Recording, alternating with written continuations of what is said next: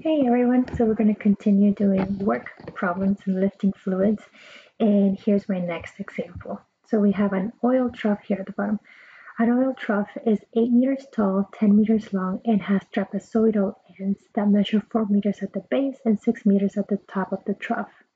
So if the trough is filled with oil to a depth of 5 meters, we want to know what is the work done in emptying the oil to the top of the tank. So the density of the particular oil is 910 kilograms per meter cube. So depending on the oil, and if you Google any sort of oil density, you'll see the different kinds like olive oil versus canola oil versus motor oil. So they all weigh different things. They have different density. So first of all, what's a trough? So that's another word for a tank. So it has some of the things to look for well, it has says trapezoidal ends, so that means the ends of it are in the shape of trapezoids, and we're getting the dimensions, and is 8 meters tall and 10 meters long. So I have a little picture of so this is what a trough will look like, and so something like this would be used for cattle or farm animals, or you can use it on um, like wine or any other real life applications. And so, but we're gonna draw it empty over here.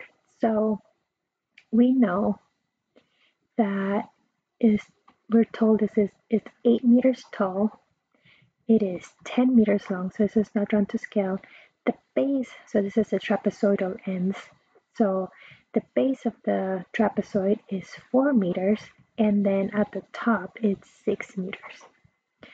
And is filled with oil to a depth of 5 meters. So notice that the trough is 8 meters tall, but it's only filled with oil to about 5 meters. So it's not full. Anyway, so that's my attempt at showing the level of oil in there. So as in the previous example, when we did with the cone, the conical tank, and let me go back up to it, notice that a cross section of water in here. So again, think about if you were sipping water, it leaves the shape of the base. So it's a circle.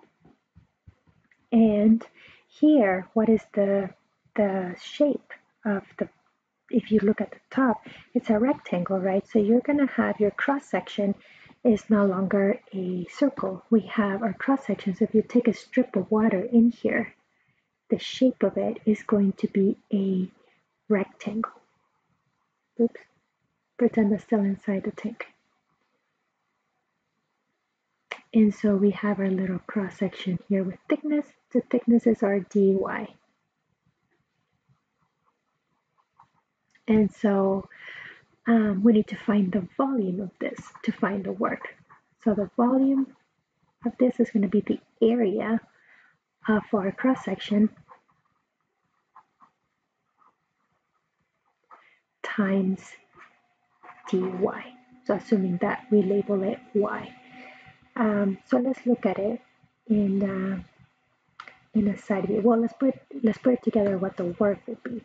So I know that the work is the integral from a to b of the density, so rho, the Greek letter rho for density, times g for gravity.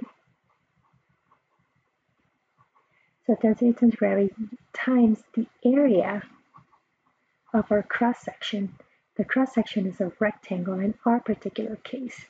So I'm going to first say area of cross section times the dy, right? If we want to find the volume of that, the volume is the area of the cross section times the height, which was just the dy, the delta y. So we're going to put that at the end, times the distance that it has to travel out of the tank, or trough. So this is our formula for work. So now in terms of our particular problem, our cross section is a rectangle, so I'm going to have that the work is equal to the integral from a to b of the density times the gravity times the area for a rectangle. because our cross-section here is a rectangle. With the previous problem, our cross-section was a circle, so distance out of the tank. And dy. I'm just choosing to use dy. So what is the area of this rectangle? Going back to it here. So you have the length and the width. So because the area is a rectangle, you have length times width. But the length of our rectangle is the same as the length of the trough, right? So the length is, regardless whether we're at the bottom of the trough or at the top of the trough, that length is the same all throughout. So that's 10. So the area is 10 times the width. So the width is this part over here. So what is that? We need to find it in terms of y. So we want to write the width in terms of y because our integral is dy. So let's look at the n view, because the n is really the thing that's changing. The length is always going to be 10 regardless of how high we are on the trough. The length of that rectangle, that strip of oil, is always going to be 10. But the width changes. If you're closer to the 4-meter base, it's going to be closer to 4 meters, right? Versus when you are at the top here, closer to the 6 meter, that width is changing. So let's look at the n view. All right, so here's my trapezoidal n view of the trough. So we have it's 8 meters tall, and the water level or oil level is at 5 meters. So this is the oil level.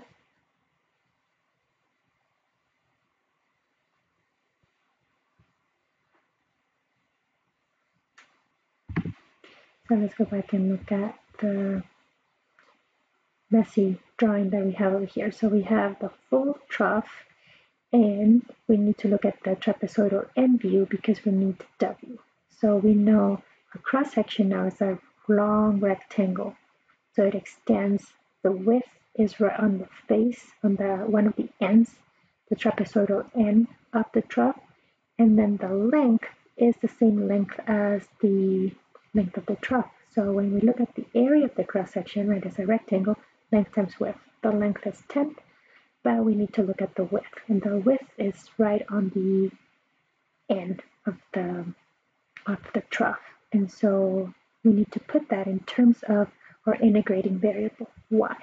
So that's why we're looking at the n view.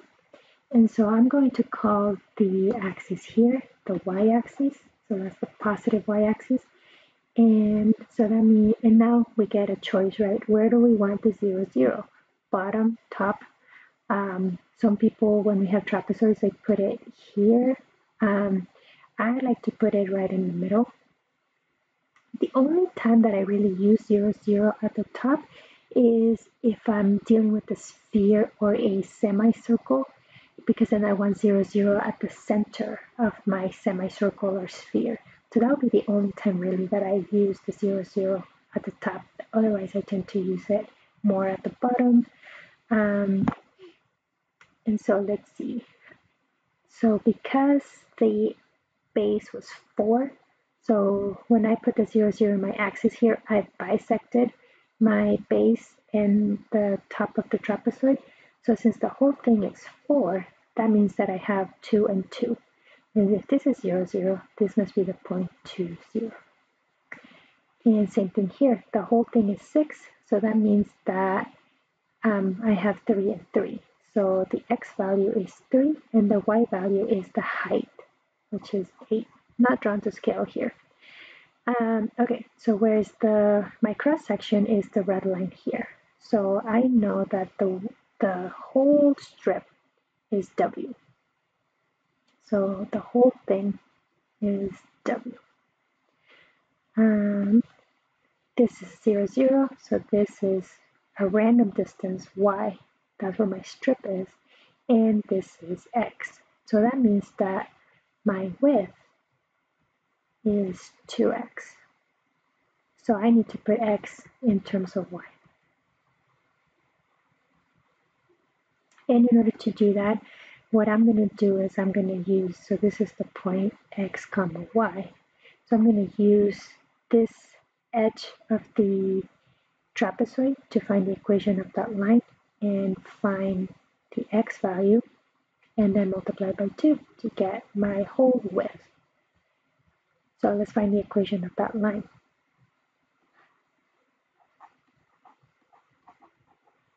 Right, I want to find the equation of that line and then solve for x. So the slope of that line is the change in y, so y minus 0 over the change in x, 3 minus 1 minus 2, sorry. So it's 8 over 1, which is 8. So that's the slope. And to find the equation, I'm going to use the point slope form. So y minus 0 equals m x minus x1. So I'm using the point 2, 0. So I have y equals 8x minus 16. So that's what y equals, but my width is in terms of, is with x is 2x, and I want x in terms of y. So solve for x here. So y plus 16 equals 8x. Divide everything by 8, both sides. So I have y over 8, and then 16 divided by 8 is 2. So this is what x is. So, and remember our width, the width of our strip we said was 2x. So our width for the strip is 2 times y over 8 plus 2. Maybe I should have used a different variable for the width so that we don't confuse it with work.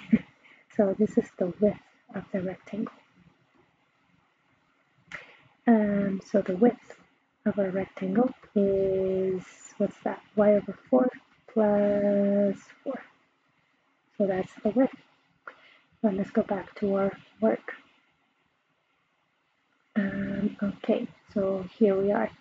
We had the area of the rectangle is length times width, which is 10 times W. So we just found the W there. And then distance out of the tank. So the distance out of the tank, since this is y, what is this going to be? The whole thing is 8, so this is going to be 8 minus y. So let's go down here where I'll need more room. So my total work then is the integral of the density, and we were told the density was 910 kilograms per meter cubed times the gravity, 9.8 meters per second squared, times the area of our cross section. The area of our cross section was length times width, so 10 times the width, which is over here. So y over 4 plus 4. So length times width. So we have density times gravity times the area of our cross section times the distance out of the tank times dy. And let's go back to our shape. What was the distance out of the tank? So if the strip is at a height of y, it still has to go 8 minus y out of the tank. So our distance out of the tank is 8 minus y. And what about our limits of integration? The limits of integration are how much liquid are we pumping out from where to where. Remember, we said this is, even though the trough is 8 meters tall, it only has oil up to a level of 5 meters. So we are not pumping this anything between 5 and 8. There's no oil there. So I can't take strips of oil there because there's nothing there. So we really start at 5 meters from 0 to 5 that we need to take oil out. So my interval will be from 0 to 5, just where I have a liquid. If the trough was full, then yes, it would go from 0 to 8. But because it's not full, we go to the depth where we do have liquid. And so from here is just integrating. So again, gather your constants. 910 times 9.8 times 10. So those are constants that we can gather up. And when I multiply those together, and we can take them out of the integral, I got 89,180. And I still have the integral from 0 to 5, and then multiply. So I'm left with the y plus 4, y over 4 plus 4 times y minus 8. So let's multiply that out. So y over 4 times 8, I end up with 2y minus y squared over 4 plus 32 when you do the 4 and the 8 minus 4y dy. And combine like terms and integrate. So my work is 89,180 times the integral from 0 to 5 of, what do I have, negative y squared over 4, combine like terms, so minus 2y plus 32 dy, and now let's integrate. So what's that, negative y cubed over 3 times 4, so over 12, minus y squared plus 32y from 0 to 5. And again, the 5 is because the tank was not full. And now plug it in. So when you plug this all in, let's see, you get 89,180 times negative 125 over 12 minus 25 plus 32 times 5 is 160. And when you plug in 0, everything here has a y, so 0, 0, 0, so you just get 0. And when you simplify all this all out, you're going to get a pretty giant number. So 11,110,341.67 joules. So that would be the work that it takes to empty oil out of that trough. So I hope that this kind of helps also with understanding. So the shape of your cross section guides how the integral is going to go. In the previous, with the cone, circular cone, right, the base is a circle, so every cross section that you take is going to have that circular base. So my cross section is a circle, so the area of the cross section is pi r squared. In this case, when I take cross sections, I'm getting a rectangle. So the area of a rectangle is length times width. And so that's what I use for the area of my rectangle. And then depending again where you put your 0, 0, that changes your distance out of the tank. And it might affect also other things like with the previous one and in the previous video. If you haven't watched the previous video, you should. So with the 0, 0 at the top, this is how it changed the radius versus the 0, 0 at the bottom. This is how it changed the radius. So just be conscious about where your 0, 0 is. If you're looking at the solutions manual or the way that maybe in WebAssign, if it shows you the solution, pay attention. Where did they put their 0, 0 as compared to you? Did you guys put it in the same place? If you're working with a friend, did you set it up with the 0, 0 in the same spot? So because if you haven't, if your 0, 0 is at the top versus somebody else's at the bottom, the integral is going to look very different. The answers in the end should be the same. But if you're just comparing how the integral looks, I want you to be conscious of where the 0, 0 has been placed. All right, I hope that the videos are helpful, and I will see you guys in class.